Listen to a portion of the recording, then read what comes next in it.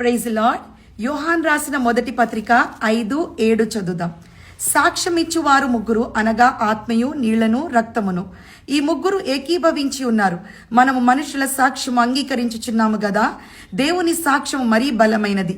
దేవుని సాక్ష్యము ఆయన తన కుమారుని గూర్చి ఇచ్చినదే. దేవునికి స్తోత్రం. ఎప్పుడైనా సరే ఒక వ్యక్తి మనల్ని పొగడాలి, కొంతమంది మనల్ని గొప్ప అనుకోవాలి, వాళ్ళ సాక్ష్యం మనకు ఉండాలి అని ఆలోచిస్తూ ఉంటాం. అందుకే ప్రయాస పడుతూ ఉంటాం జీవితాంతం వరకు. వాళ్ళు మంచిగా అనుకోవాలి, వీళ్ళు మంచి చెప్పాలి, నాకు వీళ్ళు మంచి అనుకోవాలని. కానీ ఒక్కటి దేవుడు అంటున్నారు, మనుషుల సాక్ష్యం నాకు పనికిరాదు. నాకు ముగ్గురు సాక్ష్యం నేను చూస్తాను. ఏంటంటే నీళ్లు, రక్తము, ఆత్మ. ఈ ముగ్గురు సాక్ష్యమే నాకు అవసరమై ఉన్నదని. అంటే ఈ ముగ్గురిని మనం ఈ జీవిత కాలం అంతా ఏ వ్యక్తి నా గురించి ఏమనుకుంటున్నాడు కాదు, కానీ ఈ ముగ్గురు సాక్ష్యాలు మనకు ఉన్నారా లేదా, ఈ ముగ్గురు సాక్ష్యాల్ని మనం ప్రిపేర్ చేసుకోవాలి. ఈ ముగ్గురిని మనం ప్యాంపర్ చేసుకోవాలి. అంటే వాళ్ళ ముగ్గురే అక్కడ దేవుడి దగ్గర మన గురించి సాక్ష్యం ఇచ్చేది.